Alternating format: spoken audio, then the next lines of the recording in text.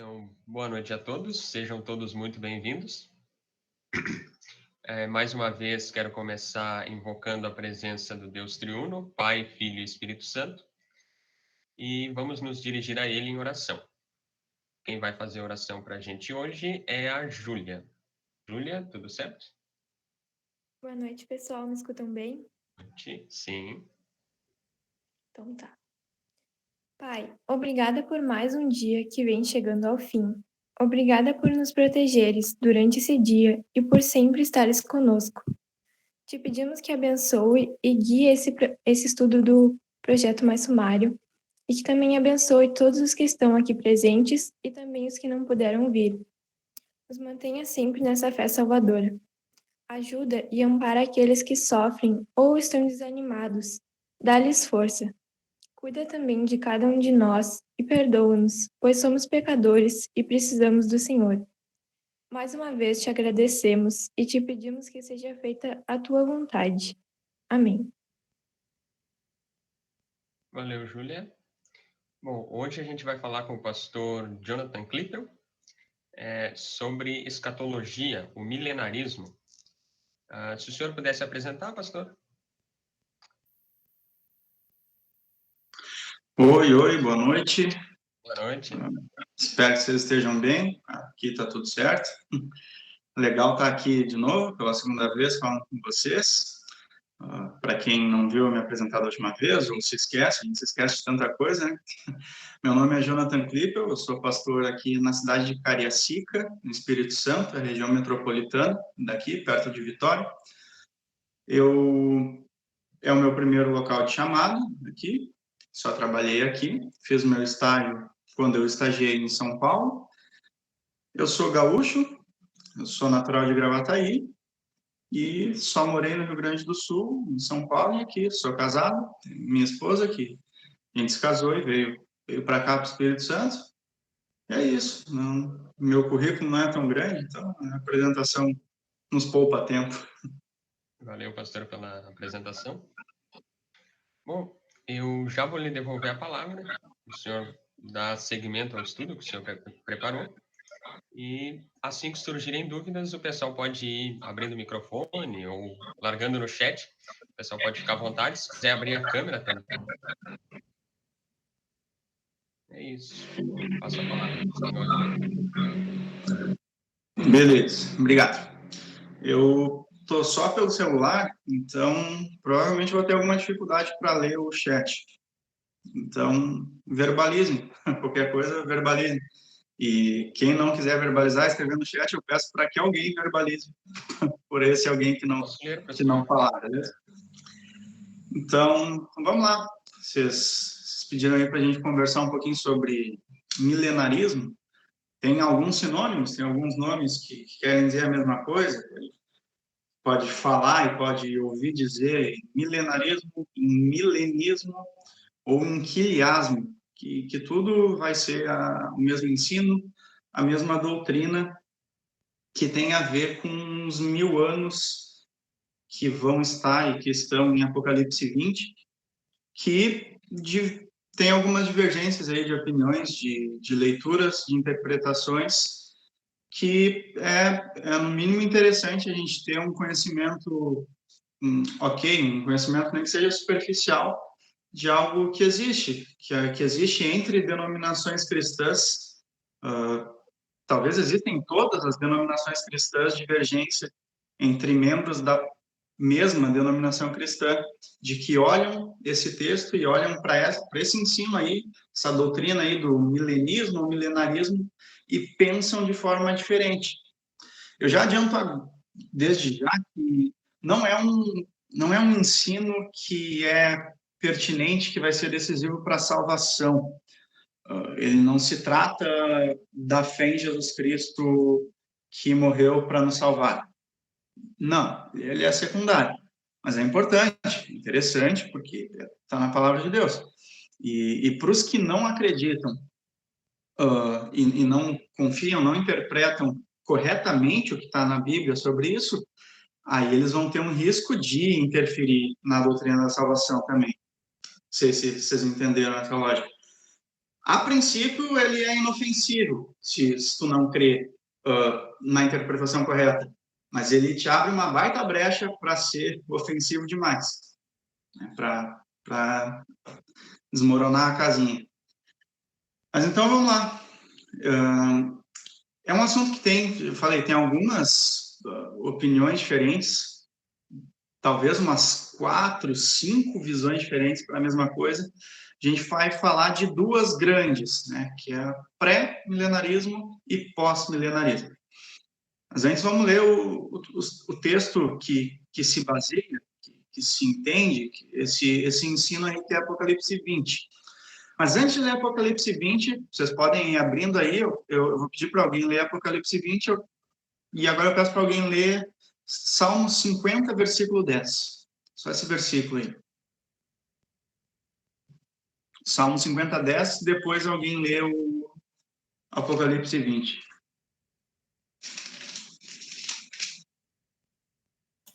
Apocalipse 20, só um mesmo, no início? É primeiro alguém que leia o Salmo, e aí depois o Apocalipse 20 vai ir até o 10 só também, 21 a 10. Salmo 50, 10, né? Eu tenho aqui na NTLH. Pois os animais da floresta são meus, e também os milhares de cabeças de gado espalhados nas montanhas. Beleza. É só para a gente ver um dos exemplos de números que falam na Bíblia. De numerologia. De 1, 7, 10, 3, 6, mil, milhares. Vocês não precisam ter dúvida de que esses milhares de cabeças de gado aí são em sentido figurado. Talvez em outra tradução vai ter algum número exato, talvez, que também é figurado. É uma linguagem bíblica, algo absolutamente normal, que existe desde sempre linguagem figurada, linguagem de símbolos. E números são usados assim. Hoje, números são usados assim na Bíblia, e foram muito mais usados ainda, de um jeito muito mais forte, em Apocalipse. Então, é só para ter uma base de que não é o único lugar que existe número figurado, para a gente ouvir agora mais números que são, em sentido figurado, são símbolos, que vai estar daí em Apocalipse, que a gente vai ouvir agora. Apocalipse 1 até o 10, que vai ser o interessante para essa doutrina. 21 até 10. Então vi descer do céu um anjo, tinha na mão a chave do abismo e uma grande corrente. Desculpe a linguagem antiga, eu estou usando. Tá? Ele segurou o dragão, a antiga serpente, que é o diabo, Satanás, e o prendeu por 1000 anos. Lançou-o no abismo, fechou e pôs selos sobre ele, para que não mais enganasse as nações até se completarem os 1000 anos. Depois disso, é necessário que ele seja solto pouco tempo. Vi também tronos, e nestes sentaram-se aqueles aos quais foi dada a autoridade de julgar. Vi ainda as almas dos decapitados por causa do testemunho de Jesus, bem como por causa da palavra de Deus, tanto quantos não adoraram a besta, nem tampouco a sua imagem, e não receberam a marca na fronte e na mão. E viveram e reinaram com Cristo durante 1000 anos. Os restantes dos mortos não reviveram até que se completassem os 1000 anos. Esta é a primeira ressurreição. Bem-aventurado e santo é aquele que tem parte na primeira ressurreição. Sobre esses, a segunda morte não tem autoridade. Pelo contrário, serão sacerdotes de Deus e de Cristo, e reinarão com ele os 1000 anos. Quando, porém, se completarem os 1000 anos, Satanás será solto da sua prisão e sairá a seduzir as nações que há nos 4 cantos da terra, Gog e Magog, a fim de reuni-las para a peleja. O número dessas é como a areia do mar. Marcharam, então, pela superfície da terra e sitiaram o acampamento dos santos e a cidade querida. Desceu, porém, fogo do céu e os consumiu. O diabo, o sedutor deles, foi lançado para dentro do lago de fogo e enxofre, onde já se encontraram não só a besta, como também o falso profeta, e serão atormentados de dia e de noite pelos séculos dos séculos. Isso aí. A gente ouviu? Seria legal se vocês estivessem acompanhando aí também, porque daí a gente lendo fica mais fácil, né? Mais fácil um texto que é bem difícil, que é cheio de símbolos, cheio de imagem que não são literais. Que o Christian leu aí muita coisa figurada. Ele leu anjo com corrente, ele falou, e é 1000 anos, e é buraco que abre, abismo que fecha, coisa que desce, tem trono, tem muita coisa figurada. Apocalipse, ele é um livro inteiro assim. Ele é um livro de linguagem figurada. Mas tá, foi repetido 4 vezes, pelo menos 4 vezes se fala em 1000 anos. 1000 anos, 1000 anos, 1000 anos. E por isso, é uma coisa que abre os olhos. Apocalipse provoca uma coceira especial nas pessoas para interpretar de jeito diferente as coisas. E esse texto aí é um dos textos que mais abre interpretações. E abre interpretações justamente com essa doutrina do milenarismo sobre esses 1000 anos. E aí muita gente vai divergir, como eu falei antes, sobre quando é que acontece esses 1000 anos. Se esses 1000 anos estão acontecendo, se esses 1000 anos ainda vão acontecer, quando que vai acontecer. E aí, mais especificamente ainda, com a relação de Jesus com esses 1000 anos. Os 1000 anos começam quando Jesus vem, os 1000 anos vão acontecer, e aí Jesus vai vir, e por aí vai. Essas são as duas principais, como eu falei, que é um pré-milenarismo, Jesus antes desse milênio, e o pós-milenarismo, que é Jesus depois do milênio acontecer. Aí, sobre essa doutrina, a nossa igreja tem uma posição também, né? Depois a gente vai falar que tem até um terceiro nome aí, né? A gente falou de pré- e pós-milenarismo, tem um outro nome que talvez a gente se encaixe mais. Mas a gente prefere ficar com bíblico e cristão mesmo. Mas sobre essa doutrina, a Confissão de Augsburgo declara a nossa posição oficial, pois a gente tem como documento oficial o Livro de Concórdia. E lá na Confissão de Augsburgo está escrito assim: condenam também a outros que agora difundem opiniões radicais que antes da ressurreição dos mortos, os piedosos judaicas, opiniões judaicas e radicais, na verdade, que antes da ressurreição dos mortos, os piedosos tomarão posse no reino do mundo, sendo os ímpios subjugados em toda parte. Está no artigo 5 da Confissão de Augsburgo do Livro de Concórdia, que é essa revistinha, essa curta revistinha que está na mão aí do nosso colega também, que é simplesmente o documento oficial da nossa igreja, que todo pastor, quando se forma, jura e subscreve esse livro jurando que são a correta interpretação da Bíblia. Então, vem junto isso aqui. É oficial para a Igreja Evangélica Luterana do Brasil. Todo esse livro aqui, para a gente, é oficial. E aí, de novo, se a gente vai ter dificuldade com alguma parte desse livro, talvez, dependendo da parte, não vai mudar para a nossa salvação. Não vai mudar até para... Eu, como pastor, se eu não concordar com alguma parte aqui e eu pregar conforme eu não concorde, talvez e provavelmente não vai mudar a minha pregação do evangelho da salvação. Vou continuar pregando a doutrina da salvação corretamente. Mas vai ter alguma coisa que vai estar quebradinho ali. Né? Vai ter alguma coisa que vai estar quebradinho e que pode rachar e pode ficar um estrago bem maior. Por isso que, no momento em que qualquer um de vocês, e todo mundo aqui, na verdade, quando a gente tem alguma dificuldade em concordar com algo da Bíblia, a gente tem alguma dificuldade aí, quem já tem contato com esses livros de doutrina que são oficiais, como o livro de Concórdia, se a gente tem alguma dificuldade, não passa por cima.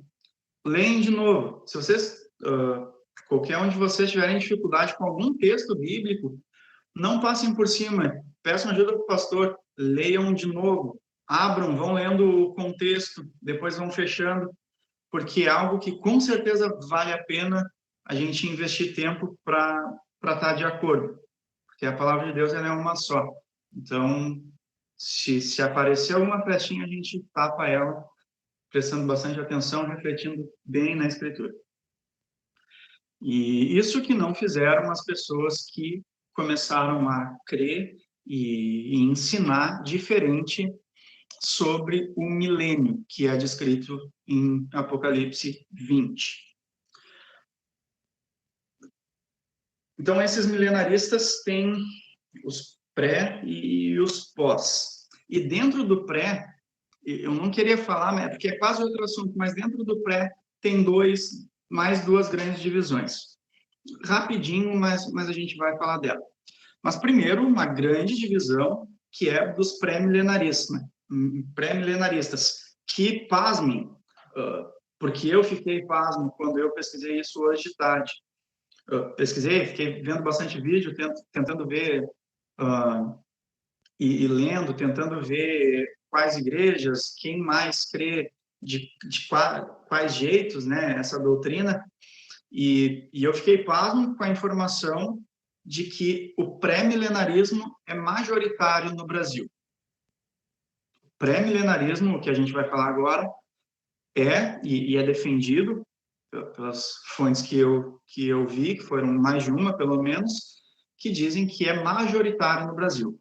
E de antemão, a gente não é milenaristas.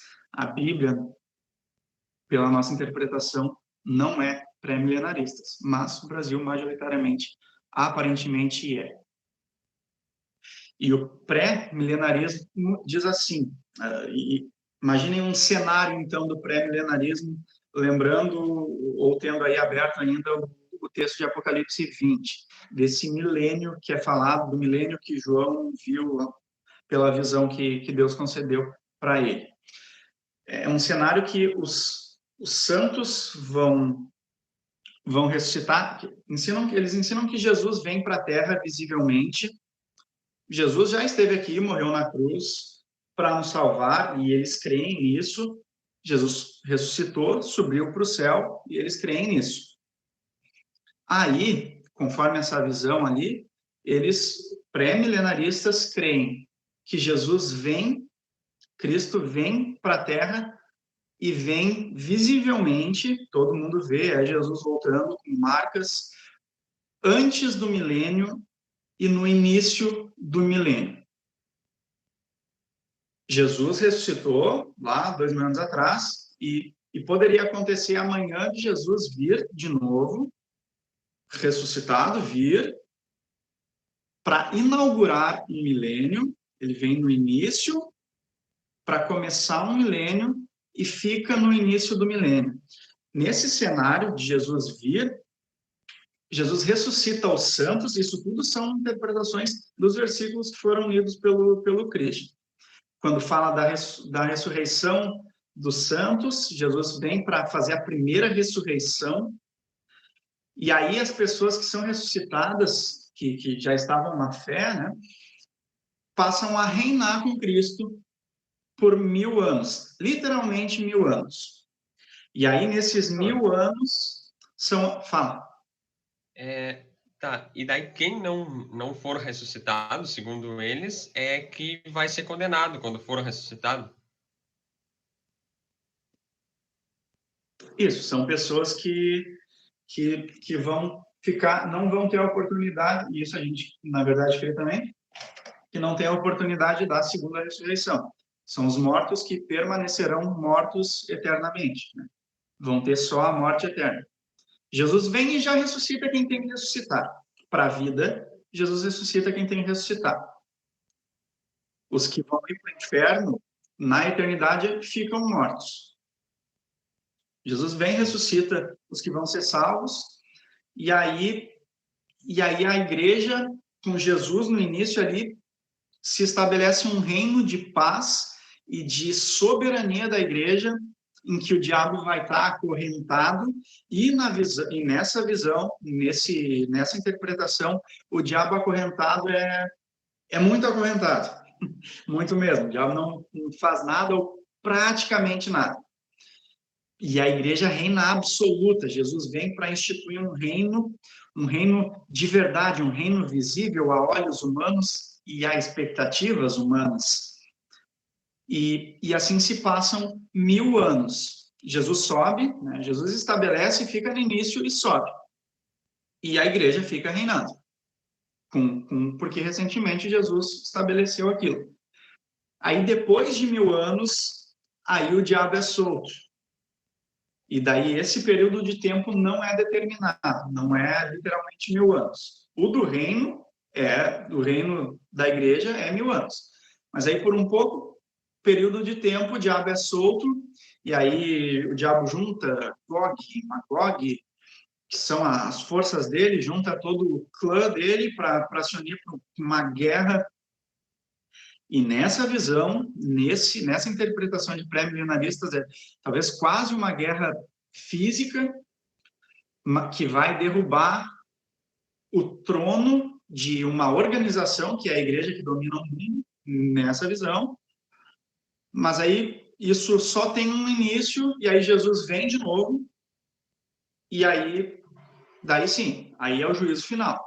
Aí Jesus vem de novo, ressuscita todos, absolutamente todos, ressuscita quem está no mar, ressuscita quem já está morto e vai ter a sua segunda morte, e ressuscita quem morreu nesse meio tempo, porque nesses 1000 anos ainda tem morte. Então, ressuscita quem morreu nesse meio tempo para a sua segunda ressurreição, que é o termo bíblico, né?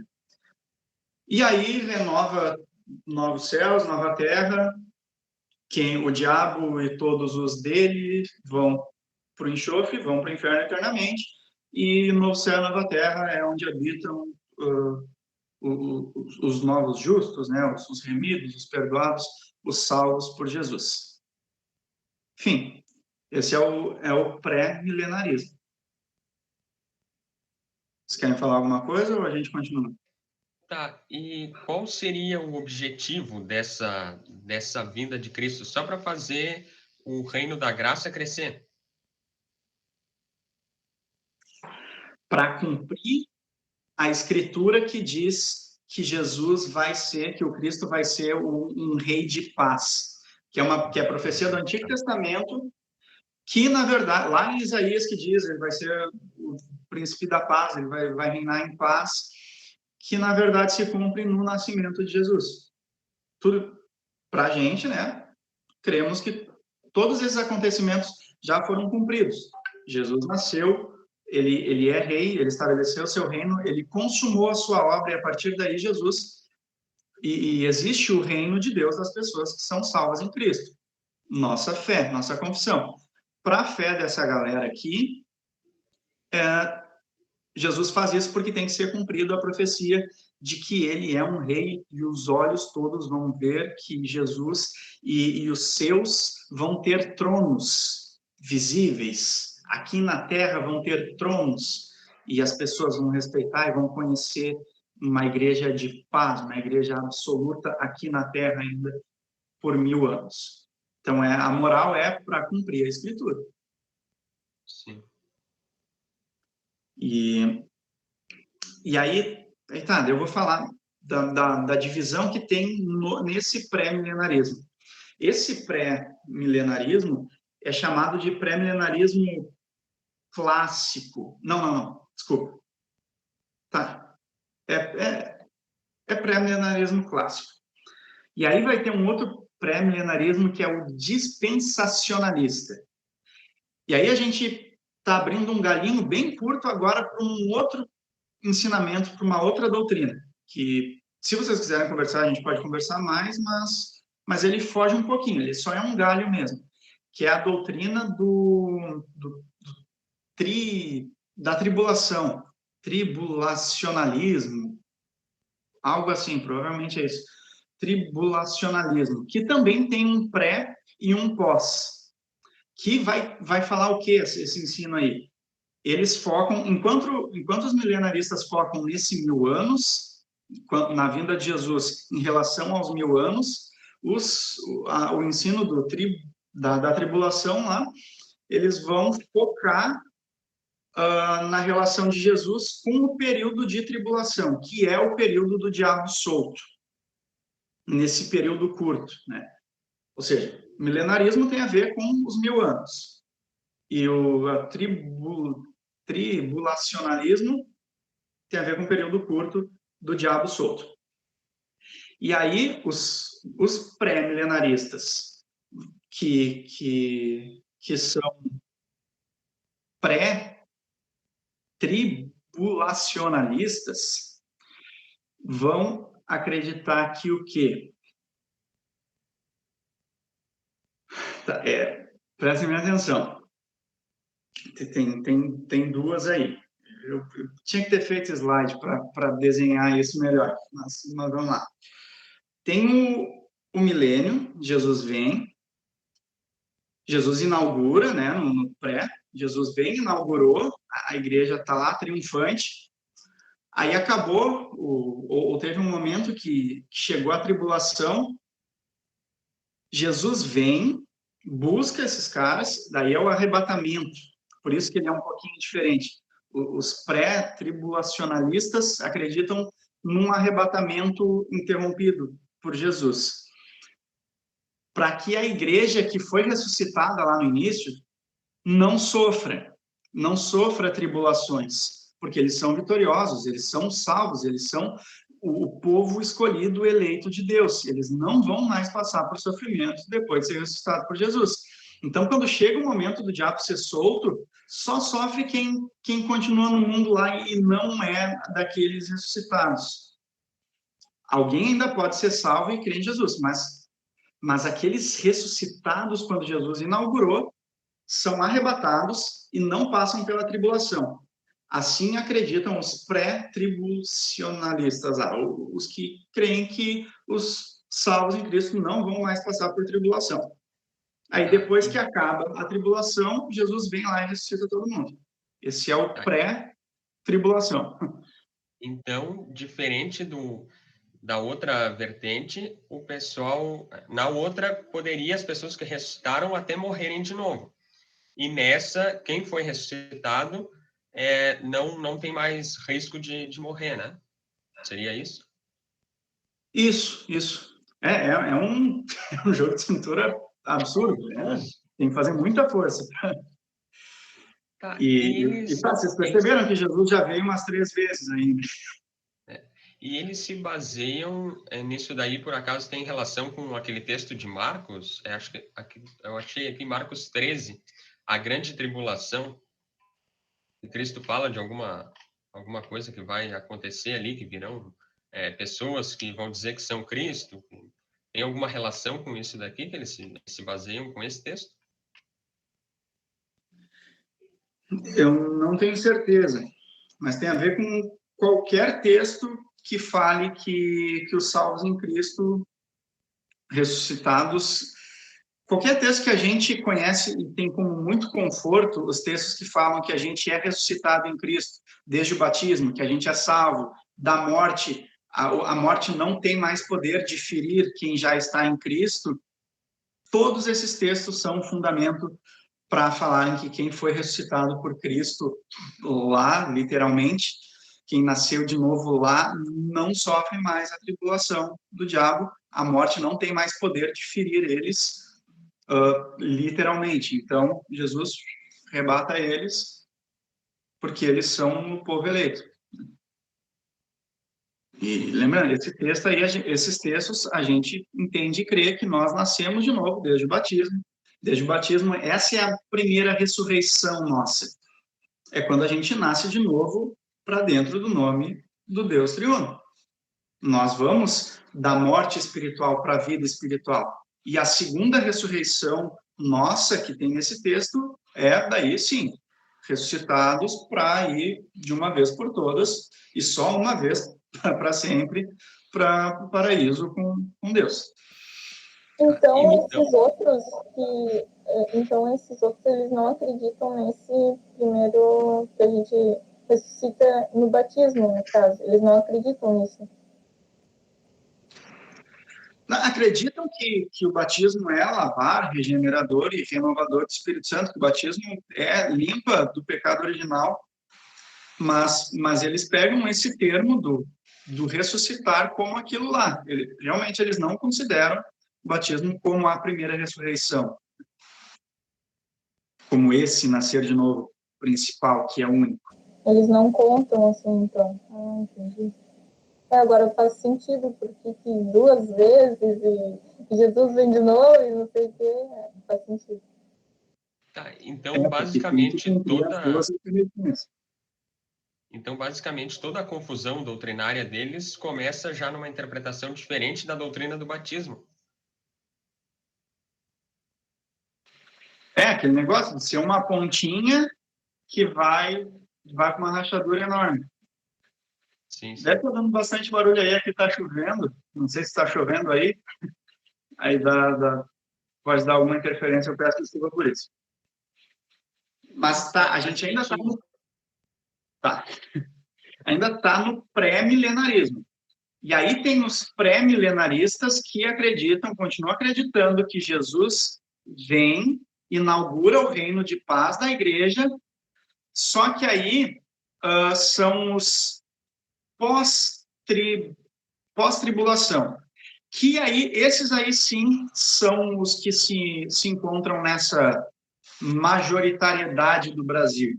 É o mais popular, na verdade, que é um pouquinho menos pior, o mais popular do pré-milenarismo, que diz que a tribulação, é o primeiro que eu falei lá, a tribulação faz parte desses 1000 anos e é um período curto, e depois desse período Jesus vem, então, e aí acaba com a história, é o juízo final. Entenderam? Esses 2 tipos de pré-milenarismo. Beleza, show de bola. Questões que surgem, então, né? A gente já comentou algumas coisas, né? É uma pontinha, vai abrindo mas mais questões que surgem desse problema do pré-milenarismo. Jesus precisa vir, porque o que quer dizer Jesus precisar vir de novo? Já falei, é porque quando ele veio da primeira vez, morreu por nós, viveu a vida perfeita, sem pecado, subiu ao céu, ainda não chegou para cumprir a Escritura. O está consumado não valeu para tudo. E tinha coisa ainda para ser amarrada. É o que se acredita, e por isso que Jesus tem que vir de novo para terminar o cumprimento das Escrituras. Lê-se isso, o reino da igreja, Jesus ser o rei de paz que vai fazer a igreja de Cristo reinar em paz, em poder, em soberania em relação ao mundo inteiro. E como é que eles falam, então, do estar consumado? Que tem a ver com uma obra de morte, com a obra de morte e ressurreição. Não com o tetelestai brabo mesmo que Jesus fala. Jesus fala, está consumado, ele está consumado, deu. E para eles não, é só mais ou menos. Vai ficar algumas coisinhas ainda.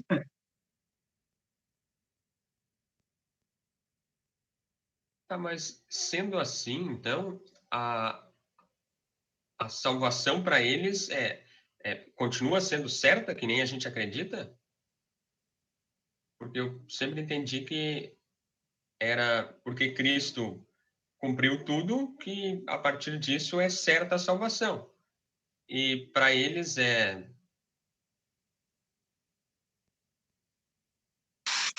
É fé em Jesus, na obra de amor de Jesus. São cristãos mesmo. Tem adventista que crê que é pré-milenarista, tem anglicano, tem calvinista, e eu fiquei mais chocado até, por ignorância mesmo, com calvinistas que são pré-milenaristas. Chocado até porque, não sei se vocês conhecem, eu gosto muito da banda Projeto Sola, aqueles dois caras lá, e eles são presbiterianos calvinistas. E talvez eles creem assim, mesmo escrevendo músicas cristológicas lindas, são cristãos. Mas quanto a isso, tem essa parada aí que na verdade, é grave, né? Destoa bastante. É um fiozinho puxado que se continuar puxando, pode dar muito problema. E aí, uma última coisa que eu quero convidar vocês para refletir, e talvez até comentar uma coisa, é que assim eles esperam Jesus vir e Jesus reinar com expectativas humanas. O que isso quer dizer? A gente aprende e acredita que não é sobre nós, né? Não é sobre nós. A história da nossa salvação não é sobre nós, é sobre Deus nos amar de um jeito absurdo, que entregar Jesus para Ele fazer a obra, nos salvar, e depois Ele vai vir mais uma vez para nos buscar quem estiver na fé nele, a fé que Ele nos dá. Não é sobre nós, é sobre Deus.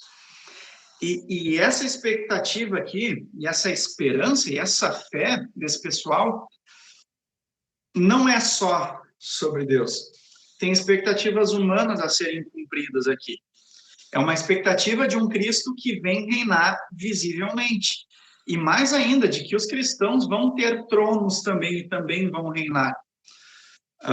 De jeito nenhum eles podem culpar o pessoal que crucificou Jesus, porque pensavam que Jesus ia ser o Messias que entrou em Jerusalém para ser o rei visível, o rei político. É exatamente isso a esperança dos pré-milenaristas. Esperam que uma expectativa humana seja suprida. Que Jesus, se Jesus é rei de paz, vai ser isso na Terra. E o mundo inteiro vai ver.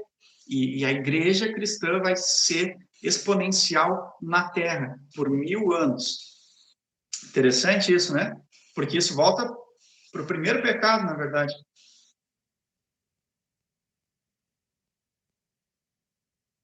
Pois é, o que me chama a atenção é que, poxa, a gente sabe que vai viver num reino eterno e muito bom, e daí, tipo, eles mesmo assim querem viver ainda alguma coisa na Terra, assim, tipo, não vejo muita lógica nisso daí, porque se vai vir um reino no céu que, tipo, é perfeito, qual é a utilidade de simplesmente viver ali 1000 anos na Terra, tipo?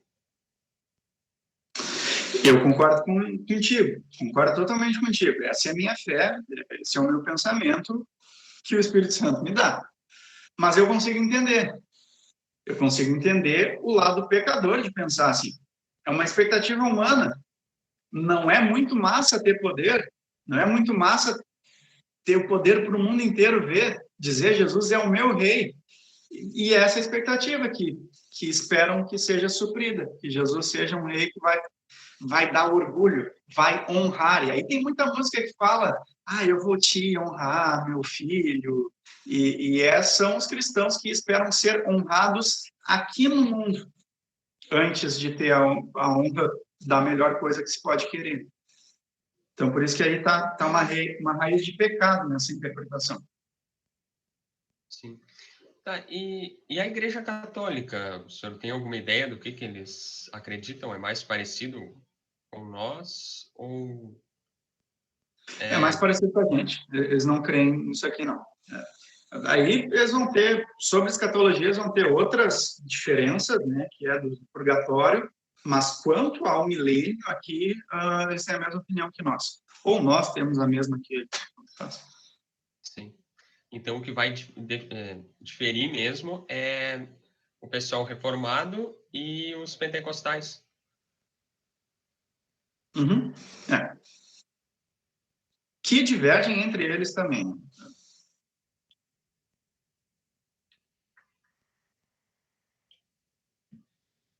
Então tá, esse foi o pré-milenarismo. Do pessoal que olha esse milênio como Jesus no início dele. Aí tem os pós-milenaristas. Como é que os pós-milenaristas enxergam esse milênio? Eles enxergam que talvez estejamos nele, mas talvez ele ainda vai começar. Talvez esteja perto de começar. E talvez dependa só de nós para que esse milênio comece. Ele não tem um início exato, mas ele é aqui no mundo.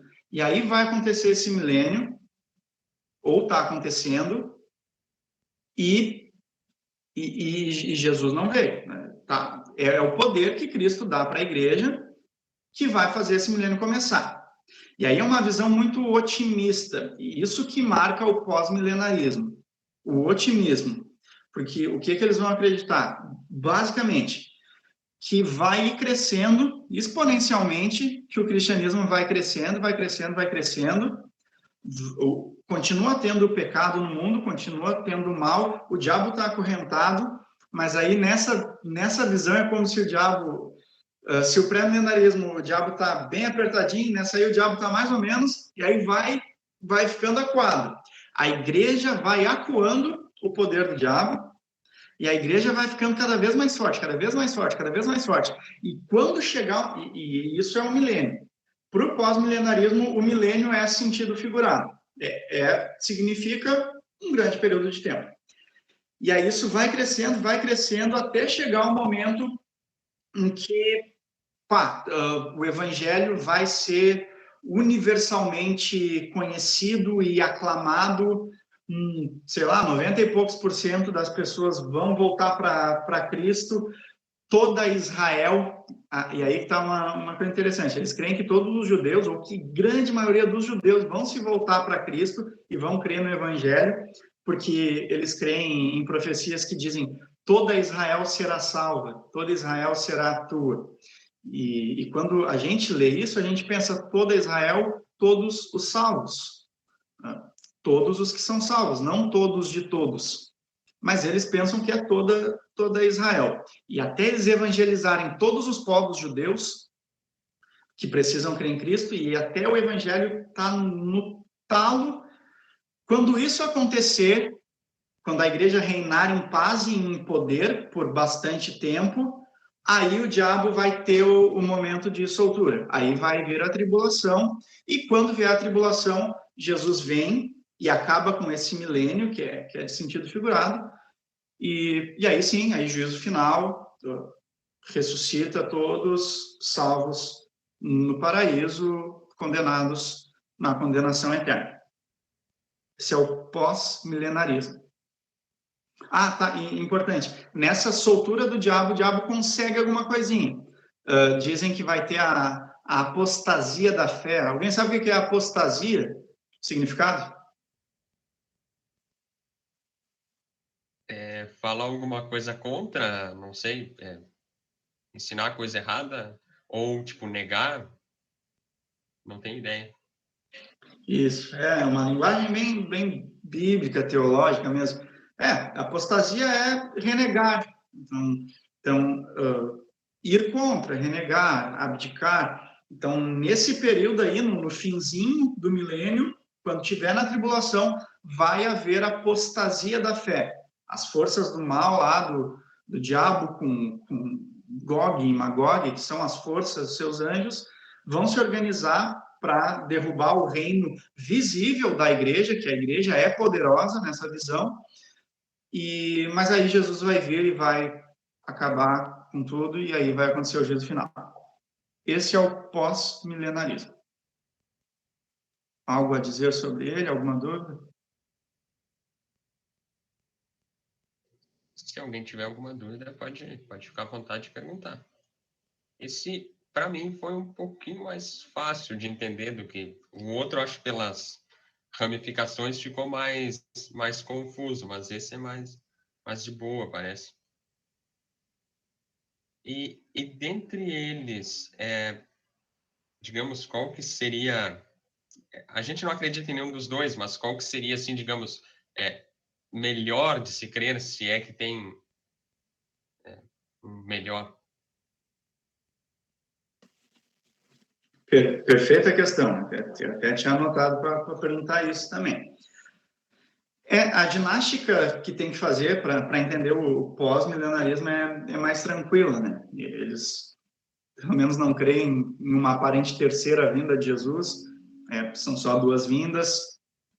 O milênio está aqui, mas o que mais a gente pega isso é esse otimismo da fé, que a gente definitivamente não concorda.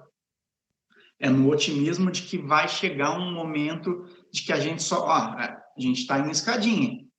Se a gente não está subindo na escadinha, a culpa é nossa. E aí talvez vocês vão identificar alguma denominação religiosa que possa crer mais nisso.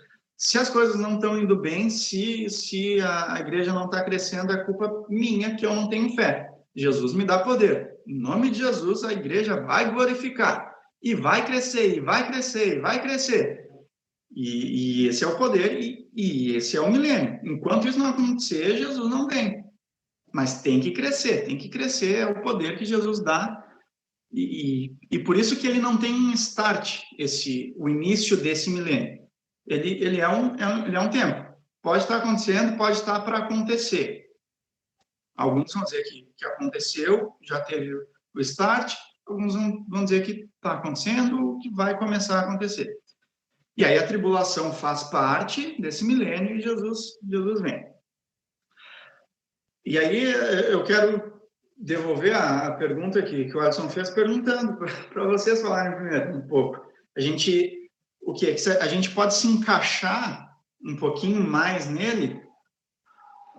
Talvez ele é o menos pior, para não falar ele é o melhor de crer, mas ele é o menos pior. Qual que é o mais perigoso desses dois aí? Qual que é o menos pior? Qual que é o mais pior? Tentem pensar e chegar. Não tem resposta certa. Realmente não tem. Tem uma resposta errada, que é dizer que alguma delas é certa. Mas eu espero que vocês não digam.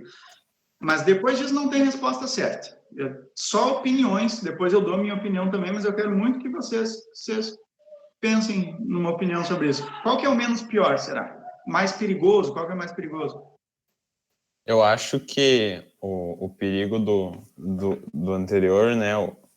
Agora já confundi os dois, mas tipo, fazer todo aquele malemolejo no negócio é problemático. Porque é contra a interpretação bíblica, mas ao mesmo tempo tu esperar que, tipo assim, aos pouquinhos a igreja vai crescendo e cabe a nós construir, isso também é um perigo muito grande, porque trabalha no orgulho humano, né? No ego de que a gente consegue e nós podemos e nós vamos conseguir resolver isso sozinho, né? Isso às vezes parece uma questão muito fácil para nós, mas não, na verdade, querendo ou não, né? Às vezes, mas o diabo não matou ninguém, o diabo ele não mentiu, ele falou a verdade, mas conseguiu enganar. O pecado dele foi ser orgulhoso, né? Então, ora, se o maior dos caras é o orgulhoso, acho que não pode ser algo bom, né? E às vezes a gente começa a confundir, achando que um pouquinho de orgulho a gente pode ter, afinal, ninguém vive sem um pouco de orgulho. Acho que esse é o perigo, né? Mais alguém? Pois é, eu concordo com o Christian.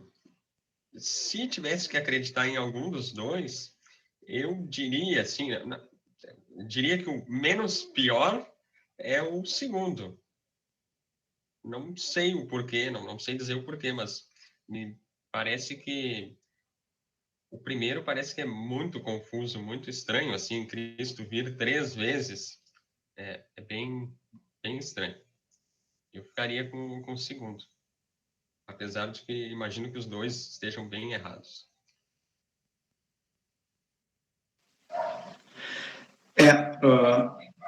A pergunta do que se fosse para crer em algum é muito difícil de responder. Tem que ser, a nossa resposta tem que ser em cima do muro e dizer não mesmo. Mas quanto a qual que é mais perigosa, qual que é menos pior, aí como eu falei, não tem resposta certa, é questão de opinião, mas eu tenho uma opinião para compartilhar. Talvez vocês concordem. O Christian começou e terminou de um jeito que eu vou pegar essa onda aí. Sobre o perigo, e eu vi que algumas pessoas concordaram também. Quanto ao perigo, a minha opinião, né, isso não é lei, mas a minha opinião é de que, olha, de longe, a mais perigosa é a segunda. A mais perigosa é o pós-milenarismo. É o mais diabólico, como o Christian lembrou. É o mais diabólico. Por quê? Porque ele é sutil. Aparentemente, ele não destoa tanto da nossa fé. O pré-milenarismo, ele é absurdo, é difícil até de entender o negócio. Jesus vem, ainda mais os que creem que Jesus vai arrebatar os que não vão passar por tribulação. Enfim, ele é tão absurdo, é tão fácil de pegar que ele é antibíblico, que a Bíblia nunca dá margem nenhuma de que Jesus venha 3 vezes. E tem esse pré-milenarismo que acredita nisso. Então, ele é tão absurdo que ele não chega a ser tão perigoso. Já o pós-milenarismo, que vai mexer com orgulho, vai mexer com a nossa ação, vai dizer, é sobre Cristo, mas é sobre a igreja também. Cristo dá poder para a igreja, que vai glorificar, vai ter paz, vai ter poder. E aí esse eu acho que é o mais perigoso. E esse talvez possa tentar e possa derrubar algum cristão que vai pensar que sim, a igreja tem sua responsabilidade, como tem, mas é sobre a igreja também. O milênio está inaugurado e a fé e a igreja vai crescer. É só glória, é só glória. Se tiver derrota, eu estou totalmente errado. Então, esse é o principal perigo, eu acho.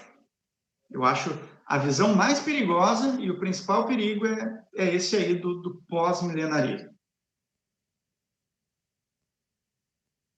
Vocês concordam? Olhando por esse assim, lado.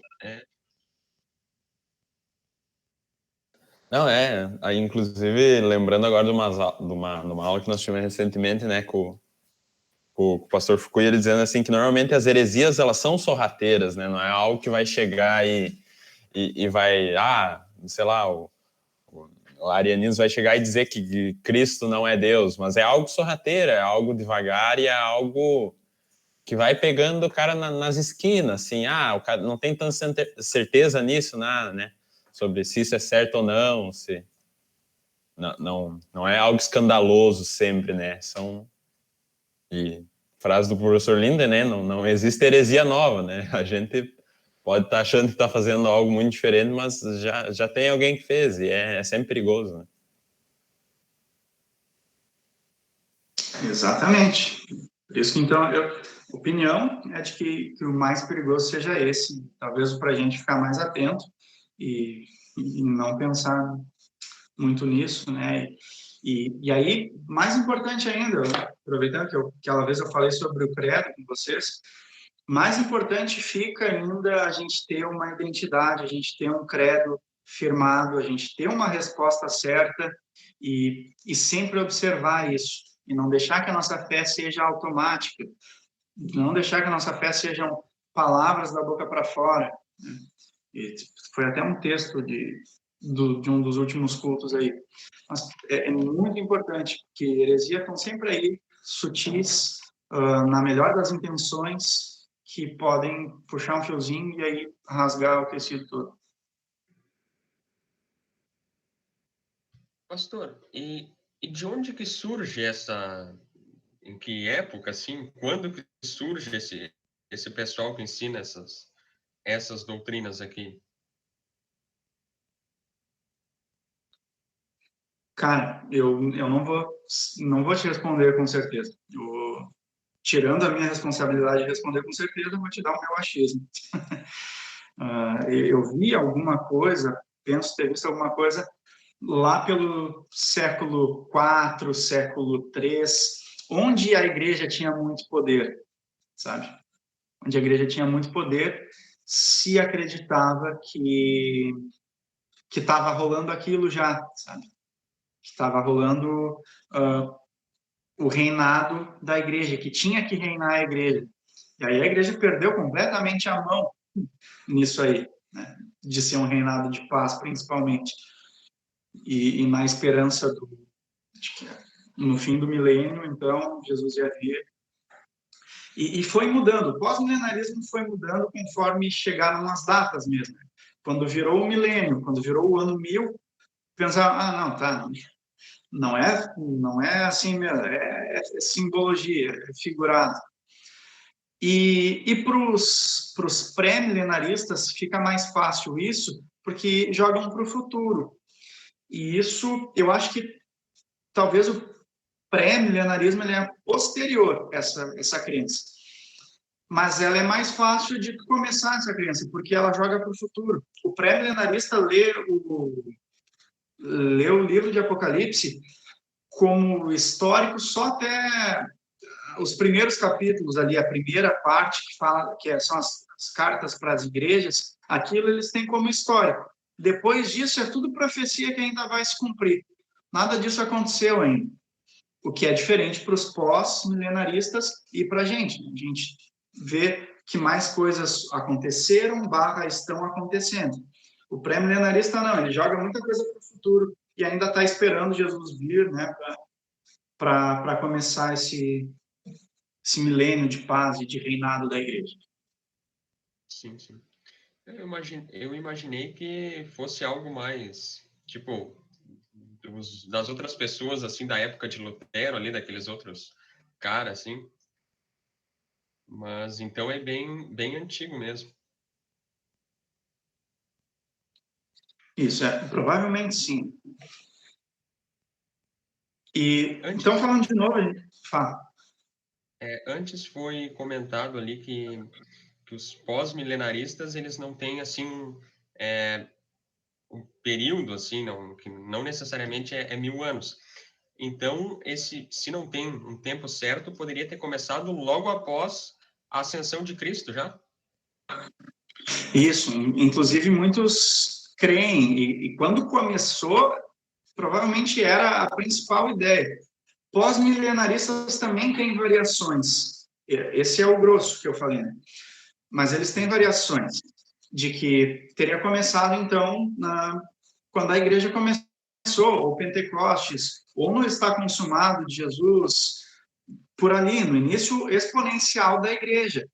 Ou então, quando a igreja tinha muito poder, na época de cruzada, enfim. Mas aí, quando veio guerras mundiais, veio algumas catástrofes, isso aí foi quebrando as pernas, sabe? Foi ficando um pouquinho mais difícil de sustentar. Então, foi jogando um pouquinho mais para o futuro, para continuar sustentando essa crença. Entende? Sim. Beleza. Então, concluindo, a Bíblia não ensina nada disso. Nenhuma dessas visões são bíblicas perante a nossa interpretação. Nenhuma dessas grandes visões. E elas são basicamente interpretações mal feitas e pecadoras, né? E isso é legal de perceber, que tem pecado nessas interpretações. Tem esse negócio que eu estou falando que é sobre mim também. Tem uma parcela importante que é sobre mim. Eu divido esse sobre mim e sobre Deus nessas interpretações pecadoras que focam no Apocalipse 20, que é onde está esse texto, esse ensinamento de que tem nós e não é sobre nós. E essas visões milenaristas fazem parecer ser, pelo menos um pouco, as duas. E aí tem o que a gente é, né? Se a gente não é pós-milenarista, não é nenhum dos tipos de pré-milenaristas. Como eu falei, é melhor dizer, a gente é bíblico, a gente é cristão, mas tem a Igreja Católica vai dizer que se apertar para dizer o que tu é, o que tu crê, a Igreja Católica vai dizer predominantemente que é, a Igreja Luterana vai dizer predominantemente que é, talvez a Igreja anglicana vai dizer que predominantemente essas mais históricas e ortodoxas vão dizer que predominantemente são amilenaristas ou amilenistas. Esse termo. Então, esse termo de amilenista ou amilenarista, por significado da própria palavra, seria um não milênio, né? Não milenarista. Não cremos no milênio. E aí a gente se encaixa mais. Enquanto, sendo um pouquinho meio pejorativo, enquanto o pré-milenarista ele é viajado, tem uma realidade alternativa à bíblica, o pós-milenarista ele vai ter uma realidade e um pensamento otimista, lembra? Aquele otimismo de que a igreja vai crescer e é isso aí. Os amilenaristas vão ter um pensamento realista. Não é otimista, mas realista. Não é pessimista, mas é realista. Que creem o quê? Que estamos no milênio. E o milênio do reino de Cristo começou quando Cristo veio pela primeira e até então única vez ao mundo. Se encarnou, inaugurou o reino do príncipe da paz, cumpriu as profecias dos profetas do Antigo Testamento, essas profecias que os pré-milenaristas pensam que ainda vai ser cumprida. Os amilenaristas, nós cremos que isso foi cumprido quando Jesus nasceu. Na vida de Jesus, algumas vezes Jesus fala, e a gente lê nos evangelhos, para que se cumprissem as profecias, para que se cumprisse o que está escrito nos profetas, tal coisa está acontecendo. Jesus fala algumas vezes disso, e finalmente não está consumado. Isso inaugura o reino de Deus. E a partir daí, todos os batizados dentro do nome do Deus Triuno são pertencentes do reino de Deus. Nós somos governados pelo reino de Deus. Estamos no mundo, mas dele não somos. Então, a gente vive nesse milênio, que é do reino de Deus. Não é um reino visível de expectativas humanas. É um reino de expectativa eterna. Do céu, cidadãos dos céus, não cidadãos mais do mundo. Isso é a linguagem bíblica também. Eu não tenho aqui a referência para isso só. Então, o amilenarista, nós cremos que estamos no milênio. Estamos nesse reino de Deus. O diabo está preso com certa liberdade. Nunca pensamos que o acorrentado é aqui, sem poder nenhum. É acorrentado com um certo limite. Quem tem uma corrente vai até certo limite. O certo limite é até onde Deus permite. E é assim que a gente vive no mundo com o poder do diabo, com a proteção de Deus também, com a manutenção de Deus todos os dias da nossa vida, e sendo cidadãos do céu, estando no reino de Deus, que é o rei do mundo inteiro, e consumou isso quando derrotou o diabo, quando esmagou a cabeça da serpente e cumpriu a primeira profecia da salvação. Tudo bem? Entenderam? Ou fui muito confuso? Não, deu para entender, sim. Então, basicamente, o ser acorrentado, o ser aprisionado, seria só ele não pode fazer tudo o que ele quer. Seria isso? Isso. O poder do diabo não tem mais... O diabo não tem mais poder definitivo sobre nós. Né? A morte não tem mais poder de nos ferir depois que Jesus acabou com o poder do diabo. Jesus venceu por nós. A grande guerra foi vencida. E isso, não sei se vocês leram na igreja domingo passado, até preguei sobre esse texto, sobre Efésios 6, que é a armadura que Deus nos dá para as batalhas do dia a dia. Na nossa vida, a gente tem batalhas espirituais, mas se tem uma batalha, tem uma grande guerra. E a grande guerra já foi vencida por Cristo na cruz. A grande guerra foi vencida e só podia ter um vencedor, que foi Deus, que venceu. A partir daí existem batalhas na nossa vida, são as batalhas espirituais, que até para essas Deus nos protege muito bem com a melhor armadura possível, que é Ele mesmo nos protegendo. É isso, então, o diabo a partir daí tem limite, ele está acorrentado, não tem mais poder. Sim, biblicamente, essa profecia ainda não se cumpriu.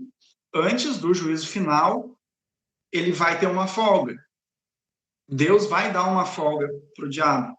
E aí sim, ele vai chamar Gog e Magog, que são as forças dele, vai alinhar as forças dele para fazer de tudo aí para um sprint final, para derrubar quem ainda está na fé, para derrubar quem ele ainda conseguir.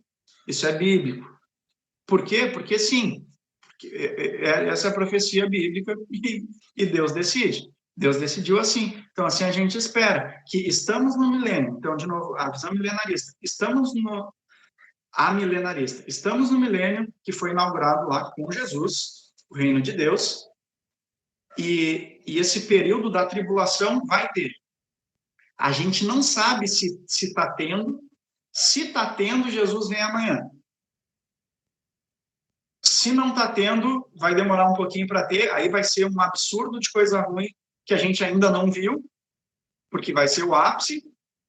E aí Jesus vai vir, imediatamente. A tribulação imediatamente precede o juízo final, a vinda definitiva de Cristo para julgar os vivos e os mortos. Entenderam? Essa é a nossa visão. Sim.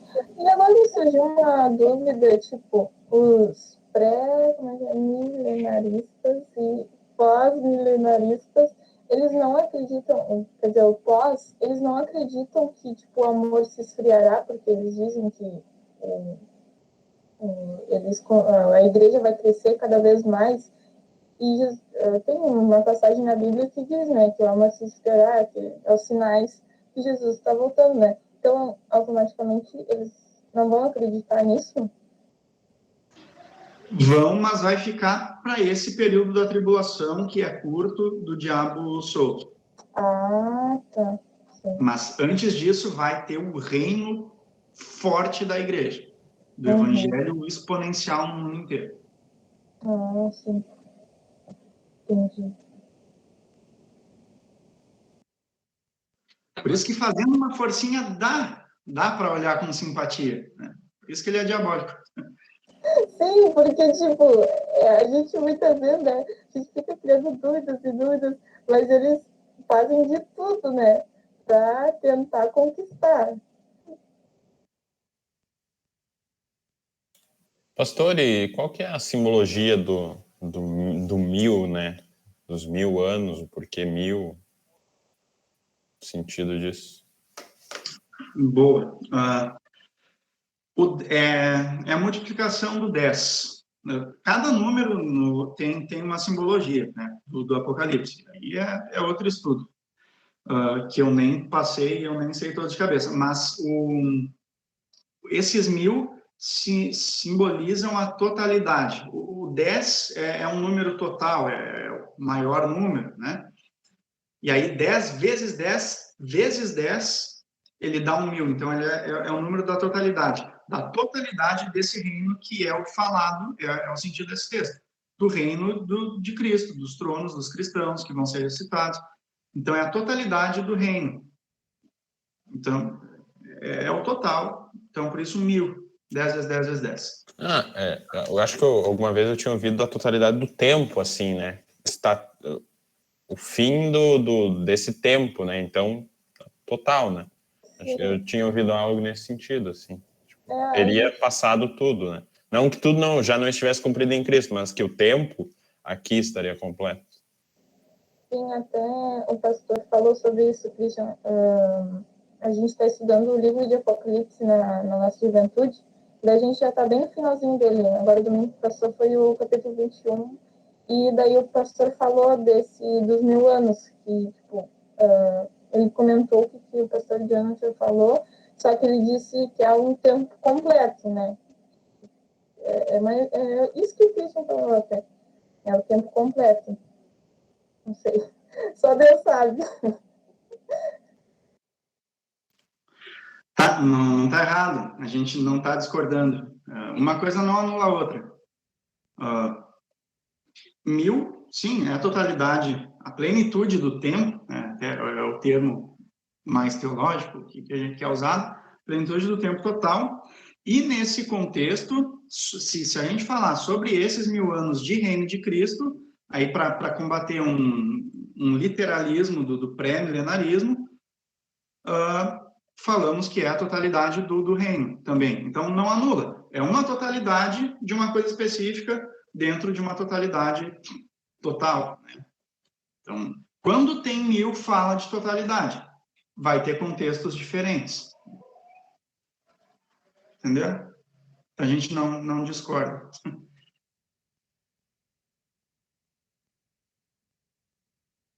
Bom, se alguém quiser perguntar, pode ficar à vontade, pessoal. Da minha parte, acho que seria isso. Não tenho que explicar mais desses termos, então, até se alguém tiver dúvida, daí a gente pode puxar algum fiozinho aí e continuar conversando. Sim. Se o pessoal não tiver mais dúvidas, a gente pode ir indo para o final já. Já é quase 10 horas.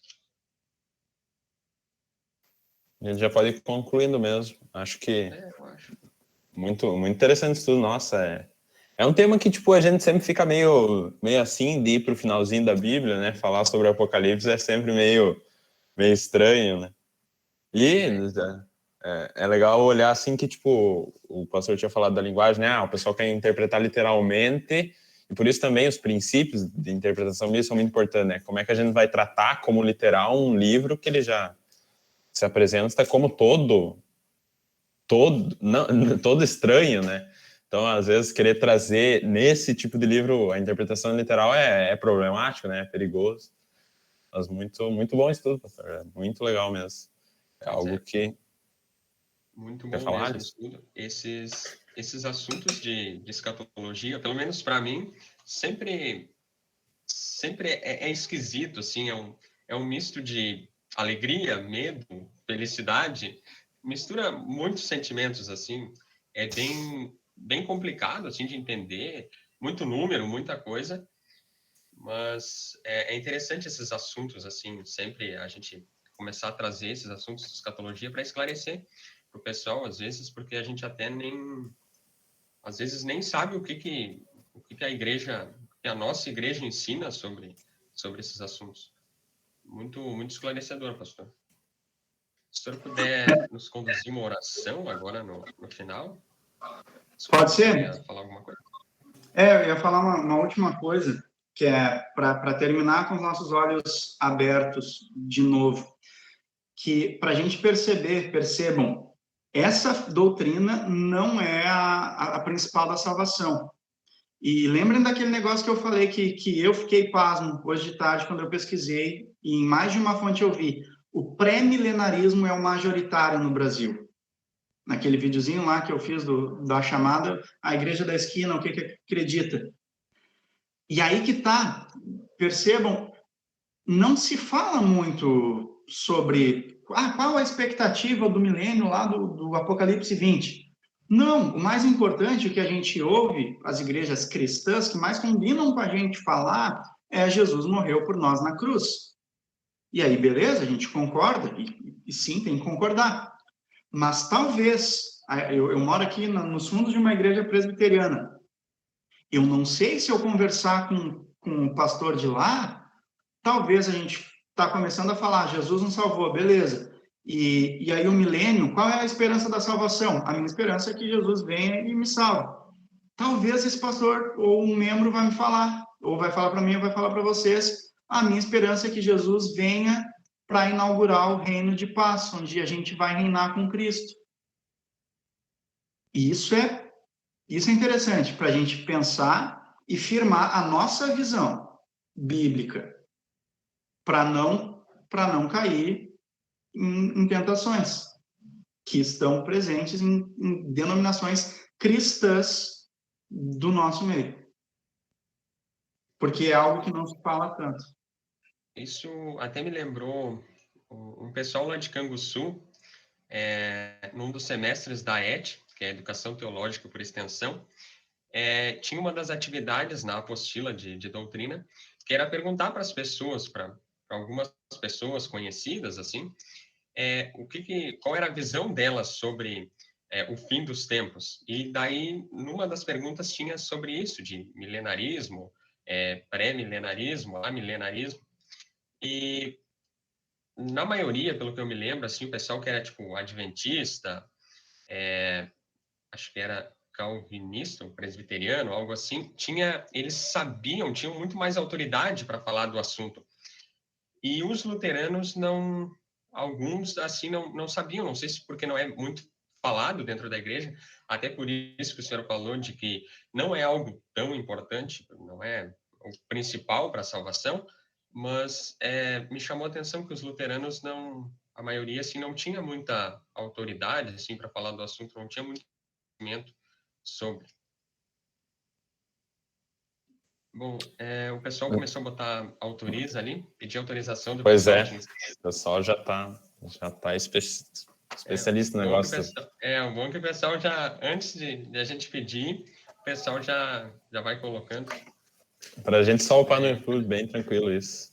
Talvez antes do pastor fazer oração, não, acho que o pastor vai fazer oração e daí depois a gente dá mais uma conversadinha. Pois tinha o print também, me lembraram. O print, Aí o pessoal, se puder abrir a câmera aí, daí eu vou contar até 5, não, até 5. E daí o Gabriel tira o print aí pra gente. Pode ser, Gabriel? Boa. Esperar o pessoal abrir a câmera. Tranquilo. Então tá. 1, 2, 3, 4, 5. Acho. Perfeito. Também tirei um aqui só para garantir. Valeu, Gabriel. Tá. Pois para mim não aparece muita gente aqui, porque a minha internet acho que tá bem ruim hoje. Mas foi bom. Agora, se o senhor puder dirigir em oração, pastor, por favor. Beleza, vou falar com Deus então. Querido e amado Deus, nosso amado Pai, muito obrigado por estarmos aqui hoje reunidos primeiramente em Teu nome e na Tua presença, pois onde 2 ou mais estiverem reunidos em Teu nome, Tu mesmo, Jesus, está com a gente. Essa é a Tua promessa. E nós cremos na Tua promessa e cremos na Tua palavra. E por isso ficamos muito felizes de estarmos conversando sobre Ti e na Tua presença, ó Deus. Muito obrigado por ser presente nas nossas vidas. Obrigado pela Tua presença hoje, obrigado pela Tua presença na nossa vida. E assim nós pedimos que o Senhor continue com a gente, quando a gente desligar aqui o telefone e descansar. Que o Senhor continue cuidando da gente e nos dê uma boa noite de sono, uma noite protegida e abençoada por Ti, e que continue com a gente em cada passo que nós darmos durante a nossa semana. Que Tu sejas Deus conosco, Emmanuel, e nós confiamos que assim Tu és. Muito obrigado por ser o nosso Rei, por estarmos no Teu reino. Alimenta a nossa fé em Ti, alimenta a nossa fé no Teu amor por nós, e assim alimenta a nossa fé na esperança de que um dia, mais uma vez, o Senhor vai vir para nos buscar e morarmos eternamente contigo numa felicidade que nós só podemos sonhar. Tudo isso nós te pedimos e te agradecemos, principalmente, em nome de Jesus Cristo, o nosso Salvador. Amém. Valeu, pastor. Mais uma vez, muito obrigado pelo estudo, pela presença. E a sala continua aberta. O pessoal pode ficar conversando aí. E eu acho que é isso. Boa noite a todos. Deus abençoe a todos. Boa noite, gente. Fique com Deus. Tchau, tchau. Boa noite.